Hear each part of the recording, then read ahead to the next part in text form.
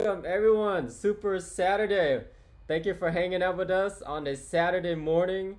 You guys could be watching TV, could be watching anything, but you guys are here with us, watching us. So thank you. Thank you for spending time. We're gonna go ahead and start, and we're gonna go over our quick agenda real quick. So I'm gonna share this Google Doc with everyone so you can see all the notes and stuff. So copy links. Let me put it in the chats right here. So I'll try to check the chat if you guys have questions, but it might be a little challenging, but feel free to just speak out your questions during our whole Zoom meeting. So here's our quick, oops, it's supposed to be Q&A with Vicky and Sid. Okay, that's our agenda. Very nice, quick 1 hour. It's gonna fly by super fast. So get your questions ready and we'll just go ahead and get started. So first, let's start it with some wins for the week. We like to start out on a positive note. Anything exciting, anything positive, anything cool that happened this week for you guys? Anyone? Anything cool? Okay, everyone's muted, no problem. So I'll share something cool. So we found a painter in Bay Area. He can go all over Bay Area, North Bay, South Bay. A painter, and he quoted only like 3K inside and outside, 3K each. So that's total about 6, and that includes paint.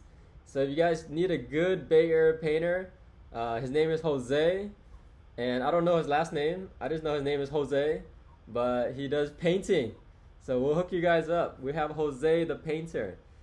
So that's the win for the week. I'm really excited to start working with Jose. We just started testing him out in South San Francisco. So let's see how it goes. If he paints the house ugly, then we'll never use him again. But if it's 6,000 inside and out, that's pretty good for labor and paints. So really, that's only like 2,500 inside and outside. So that's very good. Okay, any needs and wants for the week? You guys have any needs and wants? You guys need deals? You guys need money? You guys need anything? Let me know. Just reach out, contact me, and we'll help you throughout the week. So every week we're gonna push each other to be successful. Okay, and Yeah. There's needs. oh, nice. You got one? We're always looking for good opportunity. Yeah. So yeah, partner up with us. Okay, very nice. So you guys have a deal and you want to put it together, contact Vicky. So I'll share all the contact information on the bottom in a little bit. So we're going to get to hear from Vicky and Sid and all that too. And just real quick, we have a upcoming event this Thursday. Thursday. Get ready for Thursday. Location to be determined because our office is not quite ready. It's still under construction.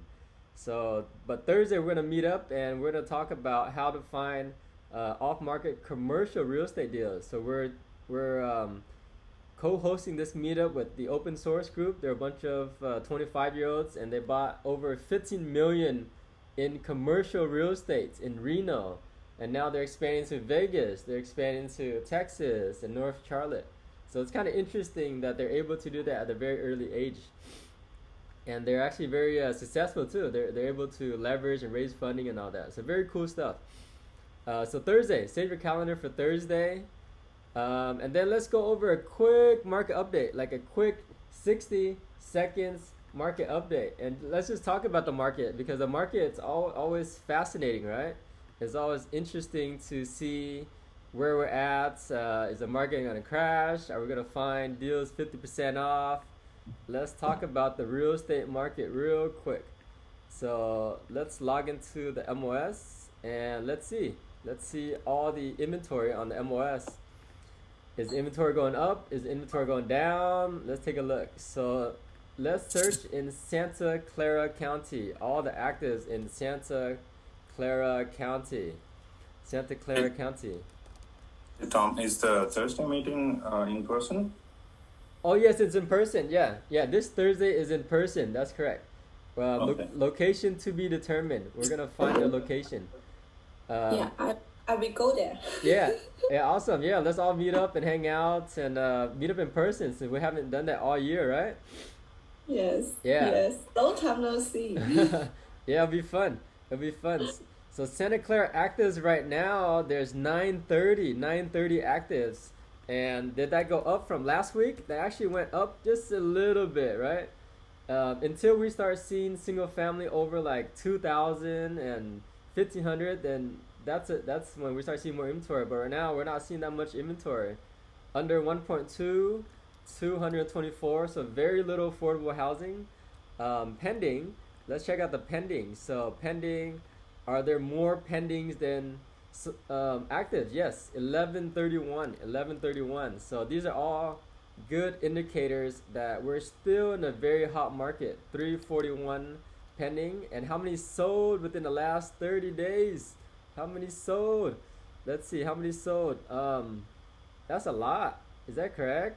Sold 1,000? Maybe it's 132. It seems like a lot at 1,000. No, Tom, I think that should be 0 to 30 sold, yeah. Yes. Cool, that's 11, 18 should be okay. Yeah, wow, that's a lot, right? That's a lot of solds. So 1,000 solds. So the market's still hot. Everything is still strong right now. Strong demand, strong markets. We're still hovering only 1,000 houses on the market. 1,000. How many home buyers are out there? Probably a few thousand, right? So very interesting. And here's a quick real estate news that I want to share with you guys. A quick real estate news. People aren't leaving the Bay Area. Remember, there's a Bay Area exodus, and people said everyone's leaving, and Bay Area is not going to be the same. That's not quite the case. So let's check out this video real quick. It's a quick minute, I think a minute and 2 minute video. Let's take a look. Right here. In Medina.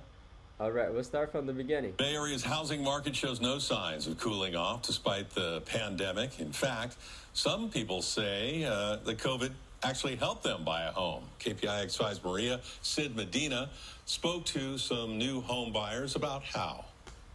I thought everything was going to fall apart once the pandemic hit, and there would be, maybe it would be cheaper, but... Alexander Kremen says his fears of making a large purchase during a pandemic quickly went away. Everything was kind of in my favor. As soon as he saw how low home interest rates were. So I just went ahead and found a great place. I really take this advantage to get a loan. Yeah. Fushi Kai also took advantage and bought a townhome in Sunnyvale this summer. Were you surprised that it was going to be this competitive during a pandemic?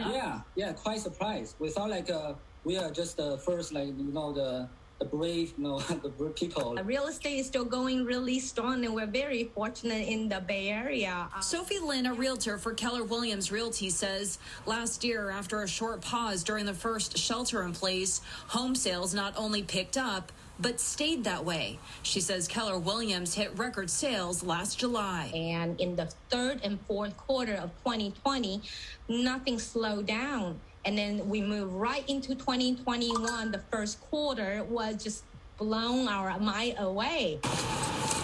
When the pandemic began, people left the Bay Area in droves in search for cheaper homes. But Sophie says those days are long gone. Not only did the housing market bounce back, so did the rental market. People still want to live in the Bay Area. Fushi says buying during the pandemic was the right move. He's seen his home value increase in 2 months. And Alexander believes the pandemic actually helped. Yeah, actually, I was able to get a little more home than I originally planned. I'm very happy. As for single-family rental homes, Sophie says monthly rental prices have slowly crept up to pre-pandemic levels after being slashed last year. In San Jose. That's interesting, right? So everywhere is still going up, rents going up. Even in Sacramento, rents are going up. Rents are hitting like $2,400, $2,500. So it's just crazy times right now. So that's good and bad, right? Good and bad for us. So let's check out these. We're gonna roll into our main agenda today. Checking out Fat Flips with Vicky and Sid. So before we start with Vicky and Sid, we met Vicky and Sid like a few years ago, right? A few years at a meetup. I thought they were really cool guys, and we always wanted to work on a deal together, but we haven't done that yet. We gotta flip one together, Vicky. Yes, absolutely. Yeah. We look forward. We look forward to that. Yeah, we're kind of in the same boat because me and Vicky are also real estate agents. So we kind of became real estate agent to full-time flipper. So just on that note, would you recommend everyone to become a real estate agent to learn about real estate? I think it all depends on what their interest is. At the end of the day, what's your end game, right? If the end game is to go through the real estate boat and then get on to flipping, I think that's definitely one path you can take. You could directly go into flipping too. I think being an agent helps you in a few different ways, especially in our market because we are such a high-priced market. So entry is a little bit of a challenge if you don't have any idea where to start. So you can really get into an analysis paralysis mode. So I think getting into real estate helps you at least get your feet in the industry, and then subsequently you could, carve out a path where you're doing those flips yourselves. Very nice, very nice. Good answer. So you would recommend, and you think it's a good route to at least get your feet wet. Just get your feet wet into real estate. I mean, on the flip side, the common argument that I hear being an agent, right? You have the fiduciary duty of, telling upfront to the client that, hey, this is what you could sell this for on the market, or there are some legal technicalities that come attached for being an agent and being with the broker and being with the board. So you have to be very upfront, and you have to navigate those waters very carefully. Otherwise, you will get yourself into troubled waters. I see. Okay, so very good perspective. So as a wholesaler, there's more legal issues because you're supposed to represent them the highest fiduciary duties and all that. So that's pretty good. So Vicky's licensed, but then Sid's not. So you guys get a feel. What's right for you guys? It all depends, right? I think it's you have to, as I said, your question is that okay to start that? Yes, it is great to start in that area. But at the same time, be careful because you have a legal and fiduciary challenges there. So you want to make sure that you navigate them correctly. So whenever we go out and present to the sellers, we tell them that, hey, you could get higher when you go on the market. We are not the highest offer. And at the same time, we are giving you, we give them all disclosure that I'm licensed as a real estate agent. We could also take their home to the market and get them a better price than what we are offering, but there's convenience in what we are offering as well. So it's both plus and minus. So you have to be careful with what you're doing. Gotcha. Okay. Yeah. Very good point. Very good point. So it depends, and you gotta be super cautious on that. So thank you for answering that. So here's these Vicky and Sid, these GQ models right here. They're part-time models, and you guys still single or what? I think those days are long gone. Oh man, sorry ladies, they're all taken. So no, I would like to kind of start with thanking you for the opportunity, Tom, to have us here. You're doing a fantastic job helping everybody in this community, whether it's through just you're very giving as a person. We've talked about this many a times when we've met in person or over these calls.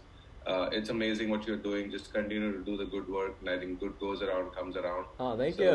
It's really amazing. Thank you for having us. We appreciate the opportunity. Yeah, it's a joy to have you guys. You guys are killing it, and we just see all your flips. So I love seeing success. So it's an honor to talk to you guys today. Awesome. Yeah.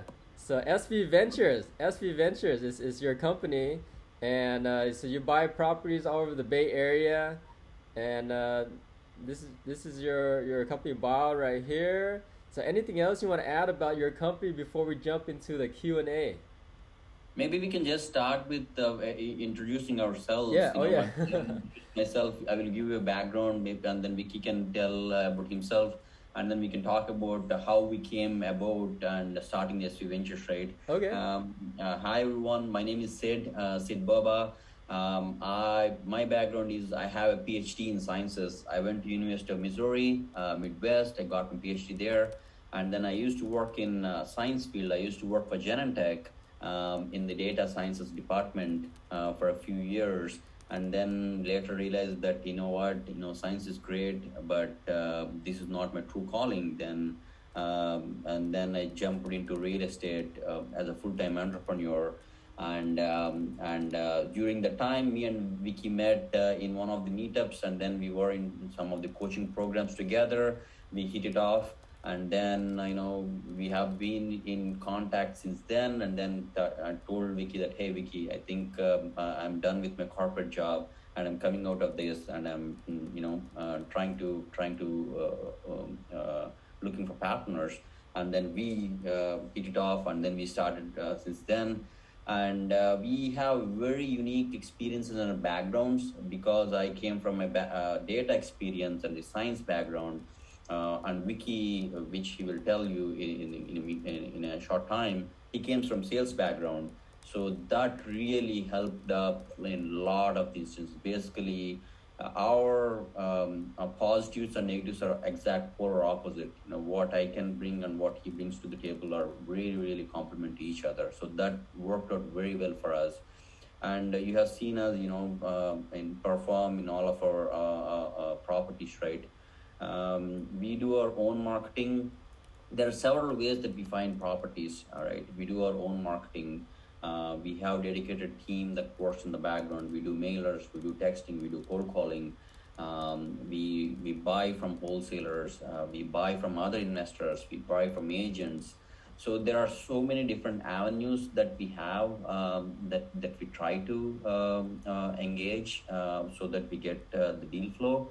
And I think most of the people already know, we also have a meetup of our own called San Jose Real Estate Networking Club, where we meet every month and bring in speakers from all over the Bay Area and also from the nation.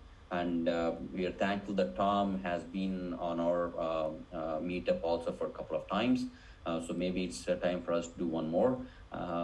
So we are very well connected in the area. We are very fortunate in that sense. That keeps us help engage with the community, and basically pick up a phone, right? I can just pick up a phone, talk to you, talk to anybody, any of the investors in the area, just to figure out what's going on, what they think, what they perceive.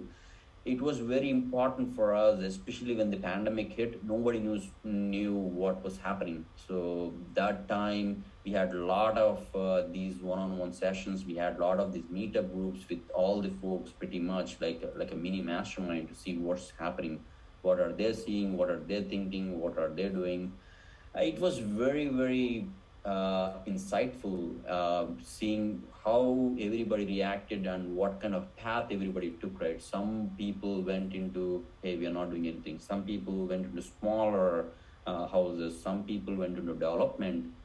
Some people stayed the course. Some people changed where they're going to buy.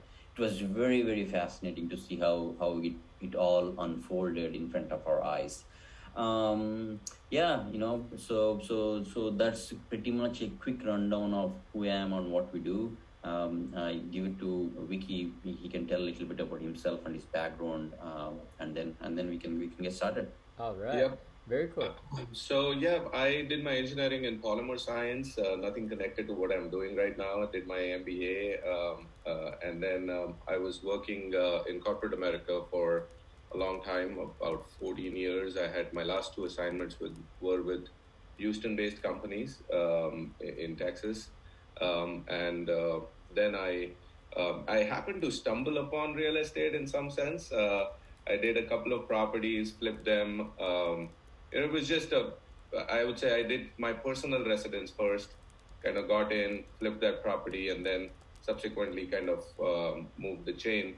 But what I did was, initially it was daunting for me because I didn't know, how to go about it, where to start. So I partnered up with, and it was a coincidence.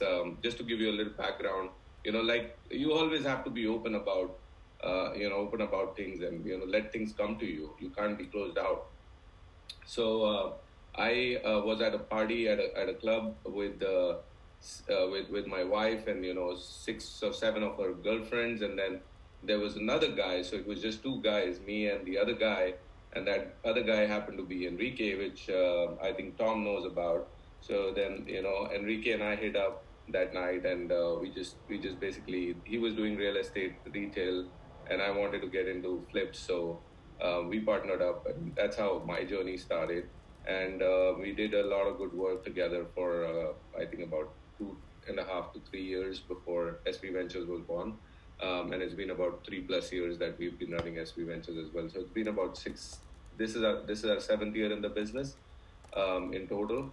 So that's that's the background. 7 years full time, and previously done it part time along with the job that I was doing. So it's been a great journey so far. Sometimes you feel that it's only been a run up, but that's actually not true, because we had a correction in 2018 where we lost a good amount of money, and we'll talk about that as well, because it's not always great stuff. It's also sometimes that the market turns on you, and you have to suck it up and eat it. You just have to stay in the business to make it back from the business. So we'll talk about the 2018 story when we talk about the 300K flip that Tom has brought about today, because it happens to be in the same city that we lost money in, that we recouped that money out of. So, nice. Yeah. Yeah, very cool. Very cool. That's good that you made your money back. So just stick with it for the long term, right? No matter if you lose money, just stick with it, and eventually you'll make it back. So you guys. Idea is to not get into the not get buried under it. So just always have to be mindful, calculative, and where thinking about your worst case scenarios when you go in, so that you can survive it and get out. Yeah. Just if something happens, and you can continue to do it. Yeah. Because once you're done, if you're out, you're out. You can never make back. Exactly. From the business, right? So you have to stay in the business to make it back. Yeah. So you have to get back up again, no matter what. Just keep on getting back up. Yeah. Yep. Very cool. You're determined to stay in it for a long term, and probably for a lifetime, right? You'll probably be in this forever. Yeah. Now it's been 7 years, so it seems like. Yeah, very nice. So you answered a few of our questions already, so that's pretty good. How did you two really meet? I thought you guys met on Tinder or something, but you guys met at a meetup. So it shows that take action, right? Take action. Go to meetups. Take coaching programs, and you'll never know. You might meet your next partner, right? You might meet your next partner. I think earlier, Tom, you did the haves and the wants, and I would encourage everybody to really, really participate there, because that's your opportunity to introduce yourself to the audience as well. Yeah. Let them know who you are and what you do and what you want, right? Keep it short, but at the same time, I would say, that in itself is an action that you take coming this morning on Saturday and putting yourself out there.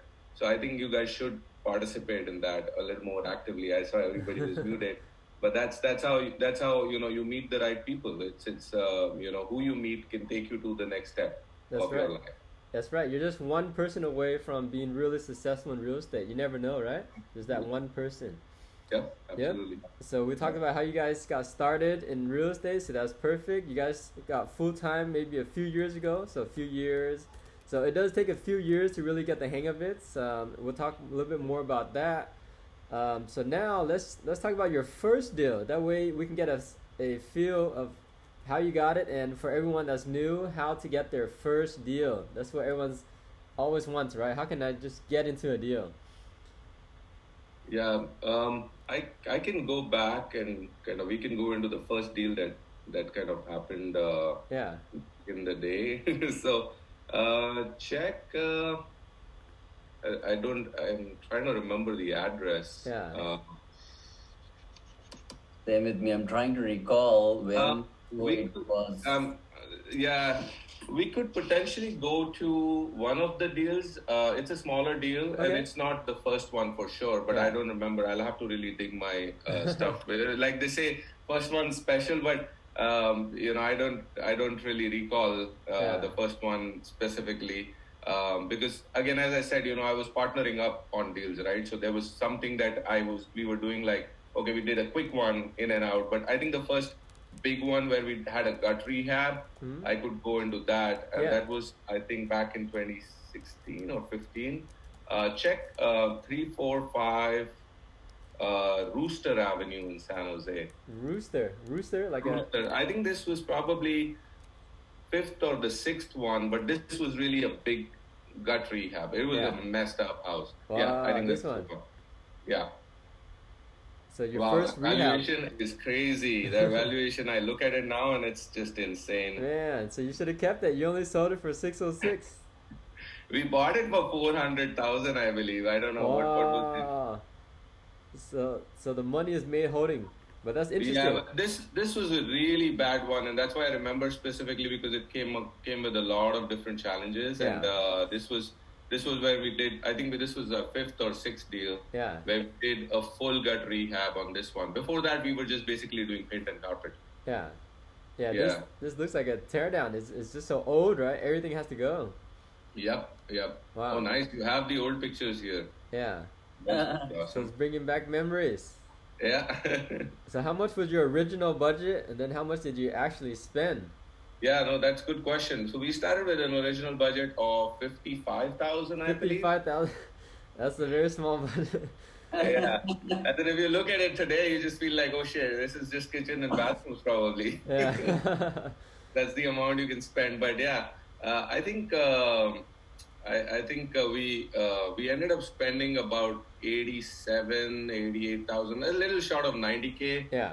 And it's been such a long time, I really don't remember clearly, but that's the ballpark idea.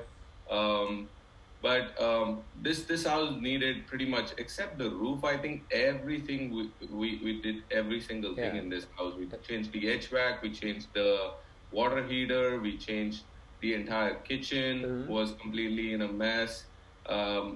And then it had 2 bathrooms, but the problem was that one of the bathrooms was on the other side of the hallway behind the kitchen. Yeah. So yeah, we opened up that wall that you see, Tom. This one here, and made it like a alley kitchen. Yeah. No, this one stayed. The one on the right that you're showing stayed. The one in the front, we opened that up a little bit, where you can walk to the dining area. Yeah. No, the one not on the sink side, but just the straight one. Gotcha. We opened it up. Yeah, we opened that up so you could walk straight. So I don't know. Are there pictures for the after here? Oh yeah. We have some afters. So you got this for $440. You're planning to put in 50, but then you end up, let's say 100. Let's just round it up 100. So now you're at 540.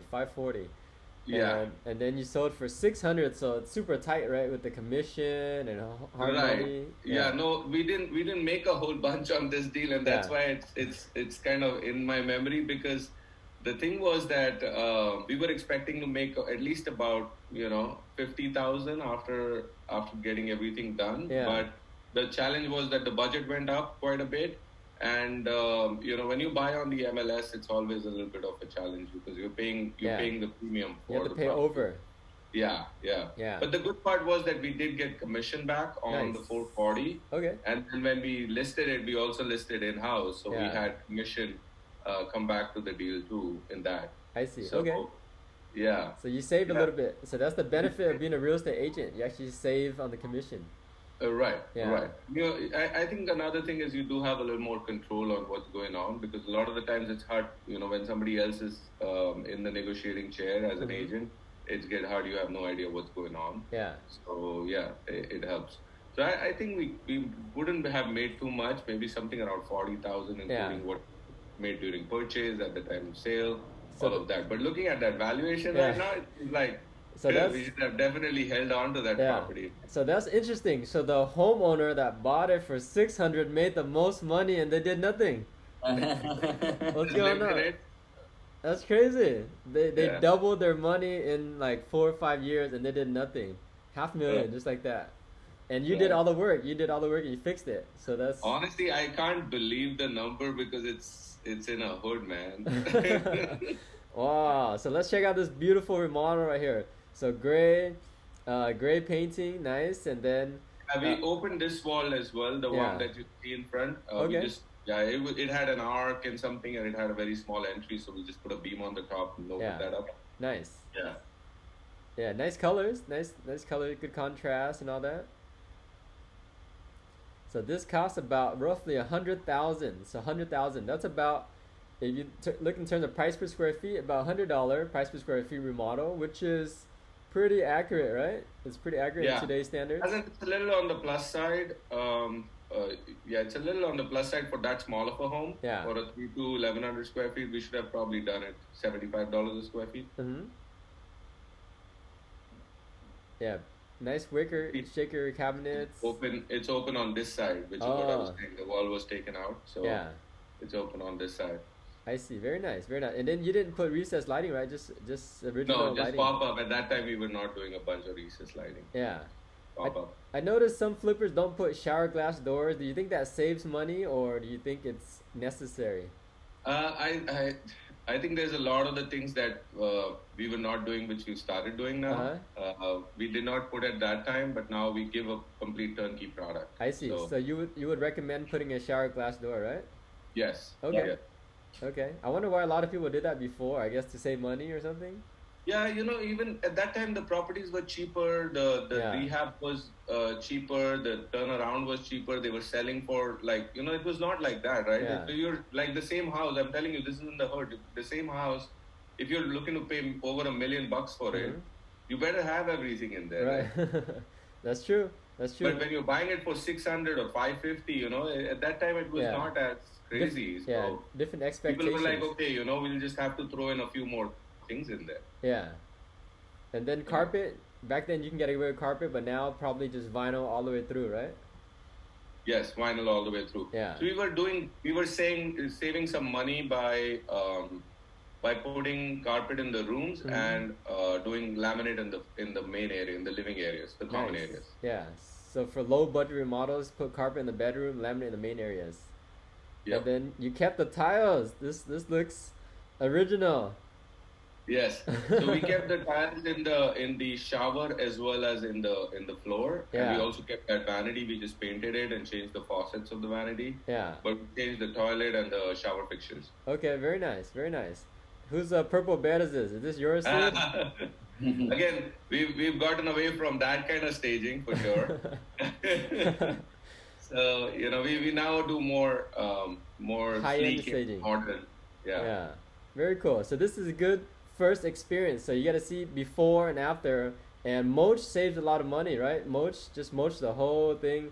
I don't know if it you can get away with that now, because now higher end houses, they want grass and things like that. But this is perfect.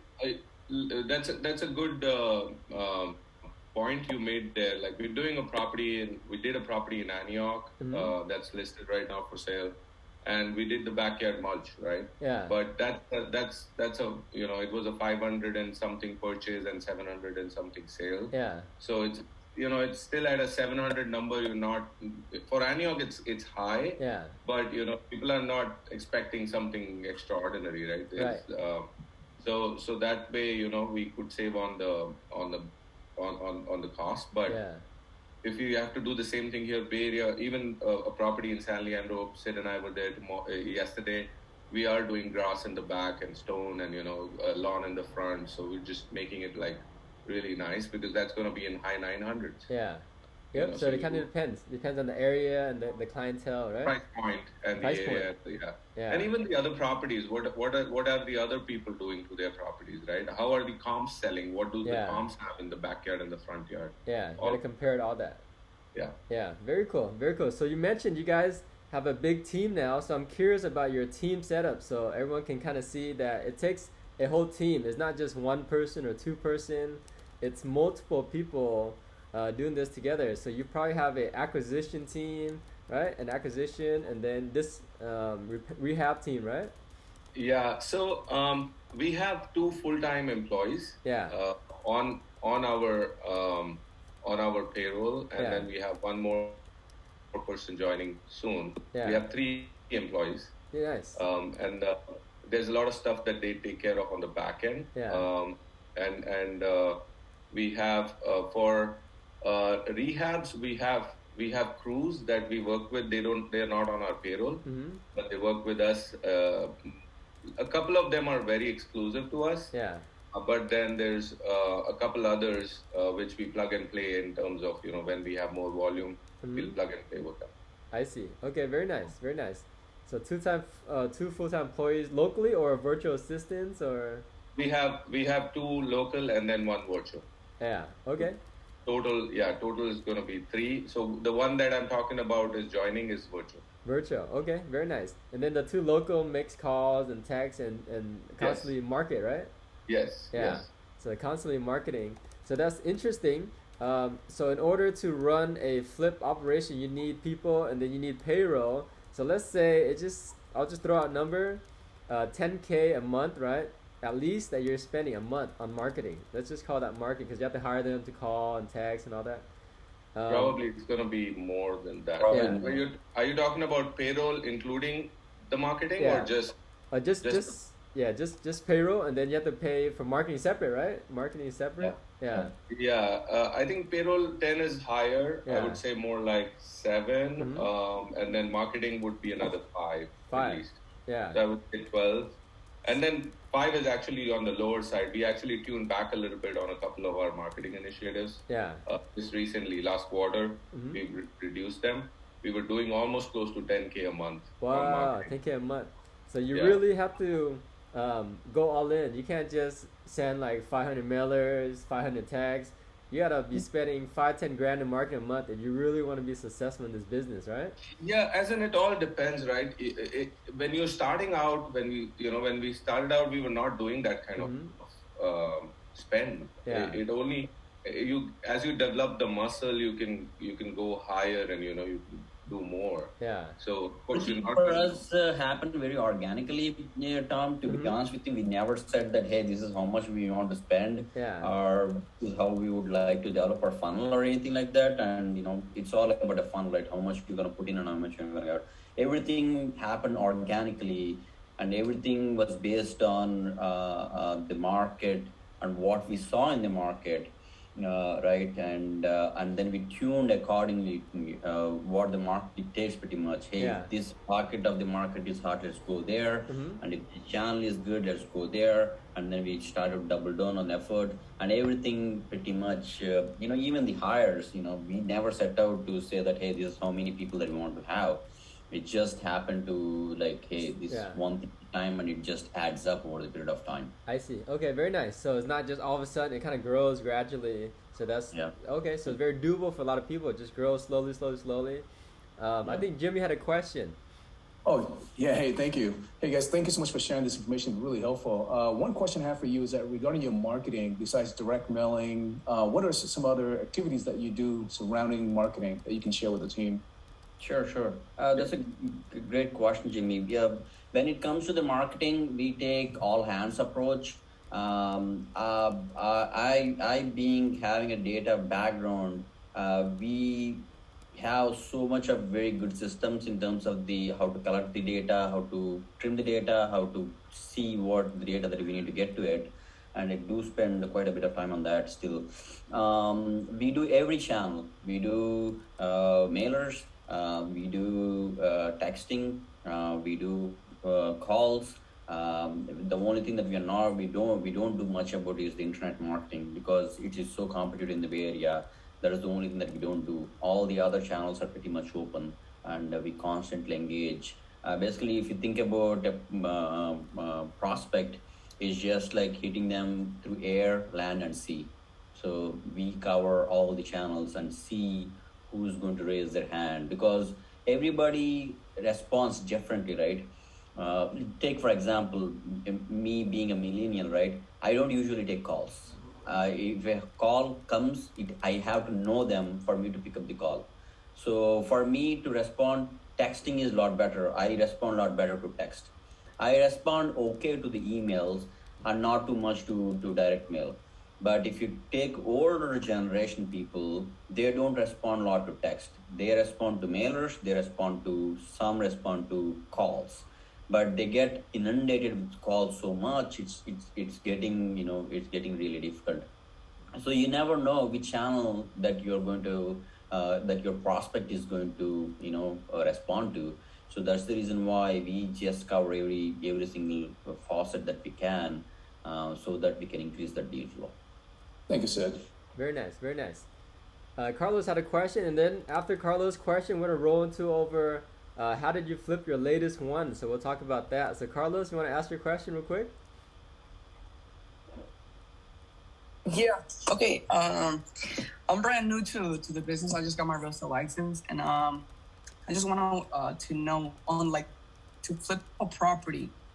Do you use the same contracts to get somebody under contract? Let's say you find a property that's distressed and you find it. Do you use the same contracts, or you create your own, or how would that work? I'm talking because I'm barely starting in the field, so this is brand new. Are you talking about the contract with the seller? The contract? Yes, with the seller. Let's say, I find somebody a property that is distressed and they want to sell it, and we have already the people who are going to finance it and put them on contract. Do we utilize the same contracts, or you have a separate one that is dedicated to that single property? Again, a great question, and that's where the whole agent thing comes into picture, right? We don't use the car contracts when we are buying directly from the seller because there's no representation involved particularly. So we have a 2-page contract of purchase, which clearly outlines that I'm a licensed agent and partner in the company, and that's what we use for direct to the seller kind of contract. We use that. A 2-page contract for sale. So you created your own. You have your own thing, your own contract. Yeah, we have our own contract. Nice. Just to add on to that, not to bash any agents or anything like that, right? If you think about this way, car contract is there for a reason, and the car contract doesn't do anything to the buyer, doesn't do anything to the seller. A car contract, if you look it from a strictly legal perspective, is to cover agents' ass, to put it bluntly. That's made by agents, that's made for them so that a transaction can happen between a buyer and seller. So it has all this language in place, basically giving every single exit to the agent, right? If you in the car contract specifically. That's also, and we don't want to be in that a bind, right? That's also one of the reasons why we have our own contracts, like these contracts that our attorney gave us.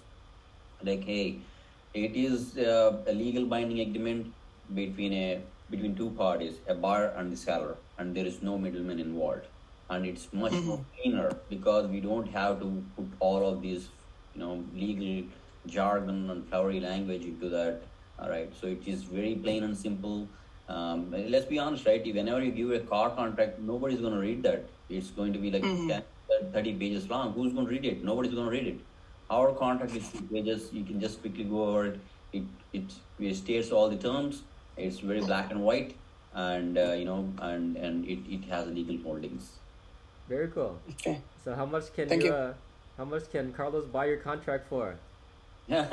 Just email us, please. More than happy to share it with you. Awesome. I appreciate that. Very cool. Oh, so now, thank you. Appreciate it. Now let's roll into your recent flip. We have 15 minutes left. So now let's talk about that flip because it's a pretty nice spread. I haven't seen something that big in a while. I'm gonna pick up the address real quick right here, Idaho, right? The 319 North Idaho. 319 North Idaho Street, yes. All right, so everyone can search this on your phone. 319 North Idaho just sold 2 weeks ago. So you got paid 2 weeks ago. Congratulations, man. Holidays are always good. Wow. Where are we going for vacation? You gonna take me or what? Let's go, Tom. All right, let's scroll down a little bit and see the history. So if you ever want to be nosy and see what people bought their house for, like me, I'm always nosy. I'm like, whoa, 930. That's amazing. 930 in April 19th. That's not too long ago. That's after COVID. That's after people started getting confident again. So that's when the market was still kind of hot. It wasn't like dead, right? December 2020 was dead. Yeah. So how did you guys get this deal for 930? I think again, same thing, right? It's all about networking and connecting with people, and when the time comes, they remember you. If they do, thankfully the person remembered us. So he's a commercial agent. The person we bought this property from is a commercial agent, but he was there as a part of our network. Yeah. Right. We had talked to him a few times. We had interacted. He knew we were doing flipping. He, I think, also came to our meetup a couple of times. So he knew who we were and what we were doing. Yeah. So when this opportunity came, and it was very rare that a commercial agent will get into residential side. But his broker was actually the owner of this property. And his broker's mother-in-law actually was the real owner who passed this down to her daughter.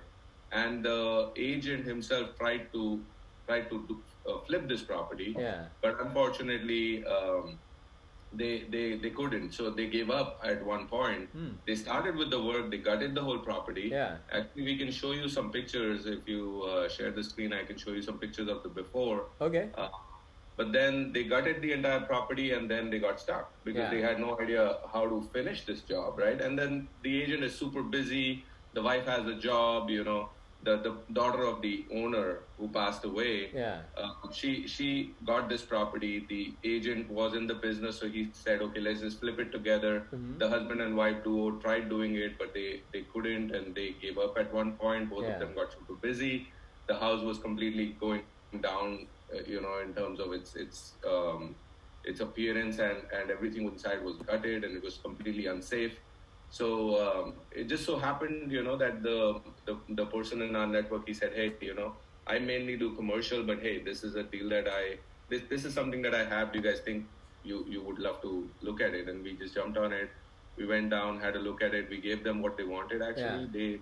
I think they asked for 940, 950, something like that. But there was also a big amount of sewer lateral work that needed to be done on the property because City of San Mateo recently came up with the sewer lateral. They needed clearance. So we accounted a little bit for that and went forward. So we did this deal at 9:30. Nice, 9:30. And then I clearly remember that day. I think on that day we went to 3 properties. One is this one and 2 in East Bay. And we ended up buying 2 properties from that day's visit. It was like, hey, we immediately knew that all of those properties were really good. Yeah. Not able to buy the other one, but we did end up buying 2 of the properties on that day's visit. Wow. So that was a good day. It was a So you got it for 9:30, and then you budgeted in your head maybe, let's say $100 per square feet, so maybe like 150 or so. And then what were you thinking you can sell it for at that time? I think we were closer to 1.4 when we bought it. We were thinking we'd probably be able to get 1.4 for it once it's all done. Because there was unaccounted square footage in the house. So this is 1650, but actually the house officially is 1390 square feet. Oh, so you legalized more space. Yes. Yeah. Very cool. So that's a great way to gain more value, right? Was that in the attic, in the basement, or where was that extra space? It was actually already in the house, and it was already a living square footage. Let me show you some pictures so you guys can perspective. Okay. Can you make me the host, and I will. I made you co-host. Can you share or? Okay. Yeah. Give me 1 second. Let me pull it up So I'll check out the photos while you're pulling that up. Yeah. So it's nice white walls. What color is the white walls, or what do you want to talk about? It's white. It's white actually. Yeah. So white walls, very nice. Nice backsplash. Ooh, cool light right here.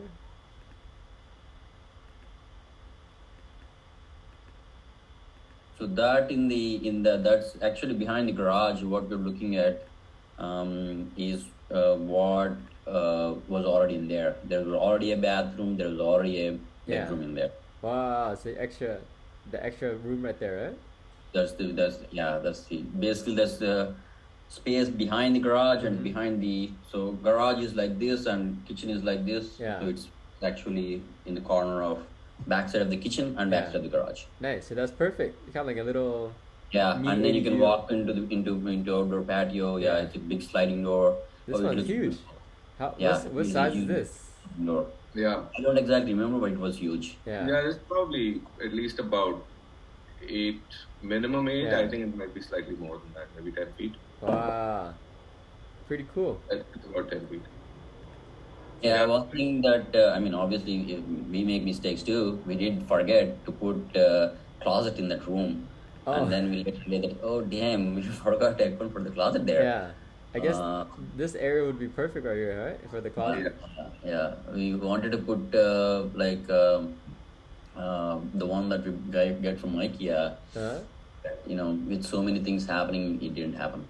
I see. But it's still sold for a very high price. That's true. Yeah. That's amazing.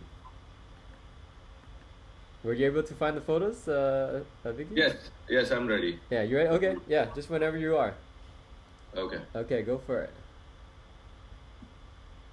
All right, can you see my screen? Yeah, I see your screen. Okay, let's just go. It's random order, so we can just go quickly over them. I know you're under time crunch. So, yeah, it was pretty in a bad shape. Let's just be nice to the property. It was a little nasty in some sense, but yeah, look at the backyard. Oh, yeah, it's all really busted. cracked. The fence was all falling all sides, so we actually put all new fence. The fence bill itself is probably 14,000 or something. Yeah. Sometimes, to be honest with you, we feel so good about the property and we good so good for the buyers. Look at this, where everything is new. Yeah. Brand new mechanicals, brand new appliances, brand new bathroom, brand new kitchen. Everything is new for them. Yeah. Right? So it can't go any wrong in that sense. New windows. For this one, we had to do the electrical too. Yeah. Then you can think about it. It's pretty much like a brand new building, except for the structure or the framing. Everything is new. Wow. So this was the condition of the house from the inside, right? You see, completely it was gutted. They had started the work, but they didn't know how to do it. Yeah. See, these are the bathrooms. These are two bathrooms. This is one bathroom to the for the master where the yellow lines are marked. Yeah. They were planning to do a bathroom for the master, and then the one in the back is the hall bath upstairs. So these are the two bathrooms upstairs. Nice. Whose finger is that? Sid's. So Sid's the designer or the rehabber? Mm-hmm. No, it's both of us. It's mostly, both. Yeah.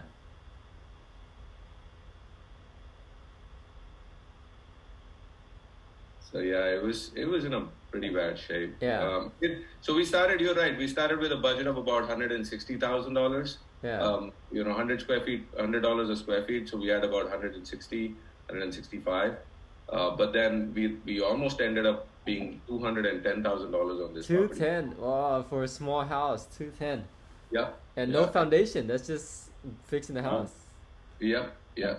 But it had a lot of work, as in this house needed, because everything was off. Like the sheetrock was off, so most of the house, the sheetrock was not even there. So we had to literally do the whole sheetrock of the house. Wow. You see, it's all gutted. Yeah, everything's gutted. Yeah. Yeah. So did you reconfigure the floor plan, or you kind of kept most of it? We reconfigured a bit of it, but broadly I think we kept where they were, but we just changed, like this hallway, we kind of expanded. It's such a narrow hallway. We made it bigger in terms of the, just the stairway coming up and going down. We just doubled it down. So now it doesn't seem like you're walking into an extremely narrow hallway. Yeah. The bath downstairs had one access. So this is the kitchen. And then the door that you see that kind of goes down to the low level where you have that one bedroom and a bathroom. So we actually made it a Jack and Jill some sorts on the bathroom downstairs, because if somebody needs to access the bathroom, now they have to go upstairs or they have to actually enter a room in order to go to the bathroom. So this is only 3 steps versus if somebody has to go upstairs, it's almost 10 steps to go up. So we made it a Jack and Jill for this bathroom. We like to do more barn doors, that's like newer, nicer style. So we have like 2 bathrooms have barn doors in this house. Yeah. I think configuration wise, we pretty much kept it very similar. It's just we made it more functional. Very nice. So that's a big job. 200K. So 200K. So fortunately, the value was there and you got more, so it covered the 200K. Let me share screen again, and then I'm gonna look at the after pictures. So let me share screen again. So share screen right here. So now let's check out the photos again. It's a beautiful remodel. So who are some of your favorite vendors for your materials? Awesome question, Tom. I think we when like doing this 6 years ago, it was so hard because everything you had to go down to the store to get it. But today, I think Amazon is my favorite, probably. Yeah, Amazon has a lot of cool stuff and it's good price. Amazon has a lot of variety, and the best part is you're not walking around the store looking for things. All you do is more than that, I think their delivery is spot on, right? Yeah. When we are looking for stuff, everything is a timeline bound, right? Hey, this has to happen at this point of time. And there, you can just like, hey, if Amazon says that it's going to be there in a week, it will be there in a week. So there are no guesses there. Very once in a while we get a surprise, but most of them, they will be there at that point of time. Yeah. That makes it a lot more easier. And my guys don't have to leave the workplace. Right. Yeah, everything just keeps on coming every day. Yeah. So it saves a lot of time for my guys too. Yeah. I like this door. Is this from HD Supply? HD Supply is like $500-800 or something? Yeah, this is from HD Supply. Yeah, but I don't think it's 500 anymore. I think it's about 750 plus tax. Oh so man, it went up. Everything went up. Wow. Everything went up. And your price went up, so that's good too. Yes. Your sold price. So yeah, Amazon is one. For tiles and stuff, we do Home Depot, Lowe's, Floor and Decor, everything. Yeah. Even HD Supply. For tiles and stuff. We also use Wayfair a lot of the times. Mm-hmm. We also do barn doors from Costco. Which again, not a lot of people have seen that, but they have a complete system of a door at a very good price. Do you buy it online? You buy every single item separately. Sorry? Do you buy it in person or online or at a separate? Costco is, I had seen them in person a long time ago, I think 4 years ago, and then that time onwards, I've been just buying them online. Got it. Okay, so buy Costco doors, barn doors online. Barn doors are good at Costco. They don't have a lot of variety, but it's, for our purpose, I think it's cool. Yeah, okay. And again, the same thing, it gets delivered to the house. You don't have to worry about, anything per se. Yeah. Very cool. And then you bought this with hard money, maybe like 10% down or so? Yeah, so we did, I think, 15%. Yeah. We had 85% on the loan and 15% private money or our own funds that we were using. Nice. I think for this one, we actually used our own money. Okay, very nice. Who's your hard money lender on this one? For this one, I think it's Lending Home. Lending Home, okay. So Lending Home's another big one out there. Julius, right? Julius Mendoza, yeah. I highly recommend him. I think we were working with Conventus as well earlier. Mm-hmm. We have Conventus, Lending Home.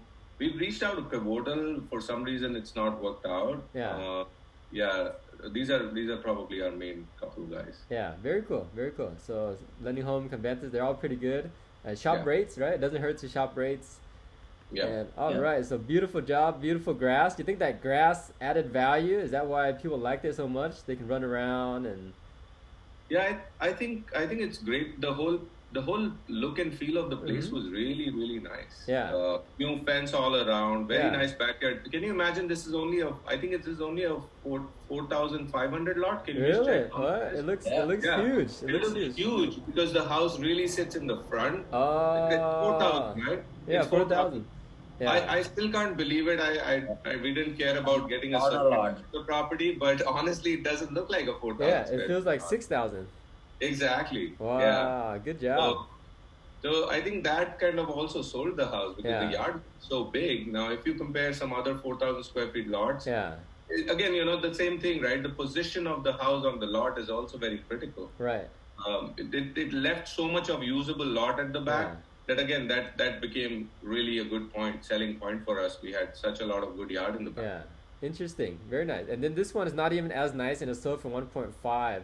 So yours is way better than this. This is kind of outdated, right? A little bit outdated. Yeah. So this one is right inside. I think on St. Mary's Court, which is the street right next to ours. We are on a corner, and this corner is shared by the St. Mary's Court. I see. Very cool. So you guys pushed up the value in the neighborhood, so good job. And then now it's approaching 11 o'clock, so we'll get ready to wrap up. We want to thank you, big thank you for joining us, sharing all your secrets. Really appreciate it. So now let's get ready to wrap up. And before we wrap up, Can we take a selfie? We're gonna have a selfie real quick. Selfie. Everyone ready for a selfie? Very quick selfie. How many people we got today? Show your camera just for a quick second.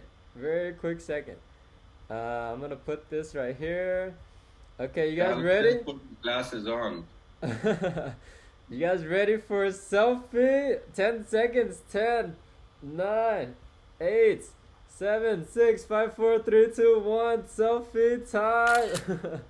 Okay, thank you. Any last question before we wrap up? Or just reach out to Vicky and Sid directly, and they'll be more than happy to talk to you guys. I can drop my numbers. I don't know if you want to do it in the chat or so my number is 650-656-5951, and Sid is 650-800-2728. 2728. All right, cool. Thank you guys. I really appreciate everyone joining today as well. You guys made the class more fun. So we'll see you guys next Saturday. I just want to say thank you to them, and I also wanted to say thank you for sharing the negative, because a lot of people sometimes only share the positive. And they never share the negative, and it's a good perspective. So thank you guys for being open and honest with us about things. Very good point. Yep. It's not always making money. Sometimes you lose 300 before you can make 300, and then in the end you break even. So you're starting at break even. Yep. But very cool. Very good learning lessons. Very good experience, right? So thank you for sharing all that. So we'll see you guys next Saturday or Thursday. We'll see you Thursday at the live meetup. And then so enjoy your Saturday. There's a Foodie Land event in San Mateo. Everyone go to Foodie Land, San Mateo. It's a night market for different food vendors. Okay, have a good day. All right. Everyone. Thank you, Vicky. Thank you, Sid. Okay, bye-bye.